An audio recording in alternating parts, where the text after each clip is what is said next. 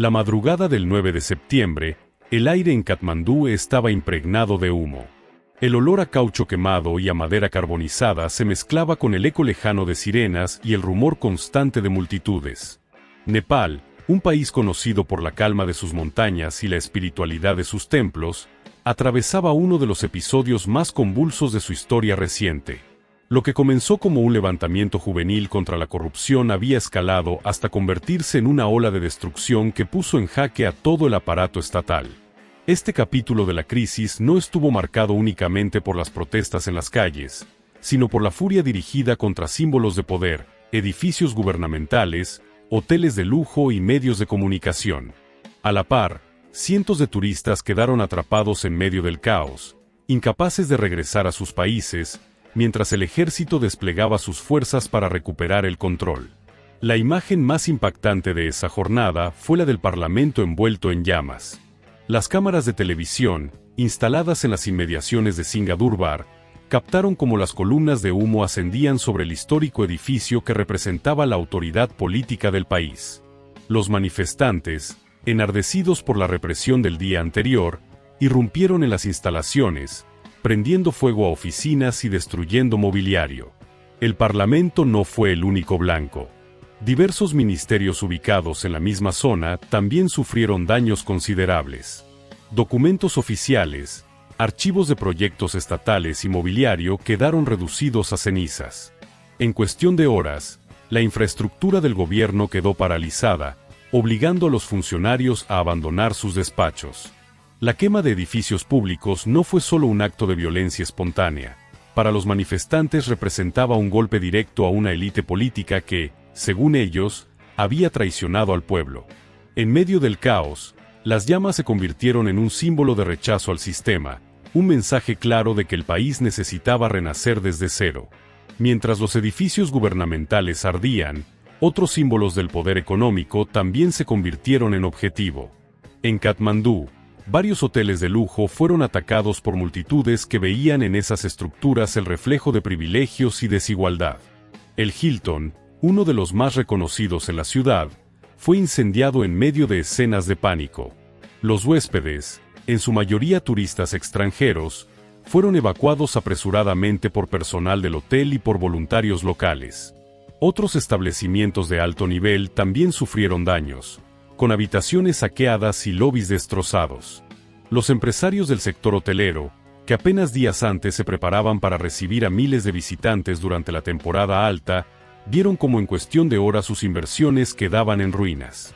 La industria turística, que representa cerca del 8% del Producto Interno Bruto de Nepal, fue golpeada con una fuerza sin precedentes. Los ataques a los hoteles no solo significaban pérdidas millonarias, sino también un golpe a la reputación del país como destino seguro. Las imágenes de turistas huyendo de edificios en llamas dieron la vuelta al mundo, alimentando la percepción de que Nepal había dejado de ser un lugar confiable para viajar. La crisis no distinguió entre locales y extranjeros. Cientos de turistas, muchos de ellos provenientes de India, Europa y Estados Unidos, quedaron varados en Katmandú y en otras ciudades. El aeropuerto internacional suspendió vuelos durante varias horas por motivos de seguridad, lo que obligó a muchos a refugiarse en hoteles, templos o incluso casas particulares de familias que les ofrecieron cobijo. Los relatos de turistas atrapados se multiplicaron en redes sociales. Algunos describían noches enteras sin poder dormir por el sonido de disparos y explosiones en la capital. Otros denunciaban la falta de información clara por parte de las autoridades, lo que aumentaba la incertidumbre. El gobierno indio envió mensajes urgentes solicitando a Nepal la creación de corredores humanitarios que permitieran evacuar a sus ciudadanos. Al mismo tiempo, varias embajadas comenzaron a organizar vuelos especiales para sacar a sus nacionales del país. Sin embargo, las carreteras bloqueadas y el colapso del transporte interno dificultaron enormemente estos esfuerzos. El turismo, que siempre había sido un puente de conexión entre Nepal y el mundo, se convirtió de repente en una fuente de presión internacional. Las embajadas extranjeras demandaban respuestas rápidas, mientras el gobierno interino intentaba equilibrar la necesidad de controlar las protestas con el deber de proteger a los visitantes atrapados. Ante el colapso del Parlamento y la incapacidad de la policía para contener la ola de violencia, el ejército nepalí asumió el control de la capital. Blindados comenzaron a patrullar las avenidas principales, y soldados armados se desplegaron en las entradas de edificios estratégicos. El mensaje oficial era claro: restaurar el orden.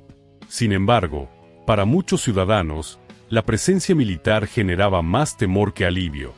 En un país que tiene memoria de pasadas épocas de autoritarismo, ver al ejército en las calles evocaba fantasmas del pasado. La respuesta militar incluyó la imposición de un toque de queda más estricto. Cualquier persona encontrada en la calle después de las 9 de la noche era arrestada, o en algunos casos, reprimida con violencia. Los barrios residenciales, que solían estar llenos de vida nocturna, se convirtieron en zonas desiertas bajo vigilancia. A pesar del despliegue, los disturbios no se apagaron de inmediato. En varios puntos de Katmandú y en otras ciudades, pequeños grupos de manifestantes continuaban enfrentándose a los soldados, utilizando piedras y cócteles Molotov. La represión dejó nuevas víctimas, aumentando el número de heridos y profundizando la sensación de que el país estaba al borde de un abismo. Mientras los titulares internacionales se concentraban en los edificios en llamas y en los turistas atrapados, la población local enfrentaba su propio drama. Las escuelas cerraron indefinidamente, dejando a miles de estudiantes sin clases. Los hospitales, sobrecargados por los heridos de las protestas, tuvieron que suspender operaciones rutinarias para concentrarse en casos de emergencia. El transporte público prácticamente desapareció de las calles, lo que dificultó la movilidad de quienes aún necesitaban salir a trabajar. Muchos supermercados y tiendas decidieron bajar sus persianas para evitar saqueos, lo que generó problemas de abastecimiento. Familias enteras hicieron filas interminables para conseguir pan, arroz o agua potable, en un escenario que parecía más cercano a una catástrofe natural que a un conflicto político. El eco de la crisis nepalí resonó en todo el mundo. Naciones Unidas emitió un comunicado expresando su profunda preocupación por la violencia y llamando al respeto de los derechos humanos. Organizaciones de defensa de la prensa denunciaron que el periodismo se había convertido en una de las principales víctimas del conflicto. India y China, vecinos inmediatos y actores clave en la política nepalí, observaron con atención los acontecimientos. India, con miles de ciudadanos atrapados en Nepal, presionó por medidas inmediatas de seguridad. China, preocupada por la estabilidad en una región estratégica para sus rutas comerciales, instó a restaurar el orden lo más rápido posible. Estados Unidos y la Unión Europea, mientras tanto, advirtieron que el deterioro de la situación podría afectar la cooperación internacional y la llegada de inversiones. La reputación de Nepal, que durante años se había proyectado como un país de hospitalidad y espiritualidad, quedó seriamente dañada. En pocas horas, las imágenes de montañistas preparándose para el Everest fueron reemplazadas por las de edificios ardiendo y turistas desesperados. El guión de esos días parecía escrito con fuego. La capital ardía, los hoteles se vaciaban, los turistas buscaban escapar, y el ejército patrullaba las calles. Nepal, un país pequeño enclavado en el Himalaya, se convirtió en un caso de estudio sobre cómo la frustración social puede desatar una tormenta política capaz de poner en jaque a todo un sistema. La designación de una primera ministra interina no bastaba para apagar la incertidumbre. El país estaba suspendido entre la necesidad de reconstruir sus instituciones y el temor de que nuevas olas de violencia volvieran a estallar. La pregunta que muchos se hacían era simple y angustiante: ¿qué vendría después? Lo que está claro es que los incendios del Parlamento y de los hoteles, la imagen de turistas atrapados y la presencia del ejército en las calles quedarán grabados como uno de los capítulos más oscuros de la historia contemporánea de Nepal.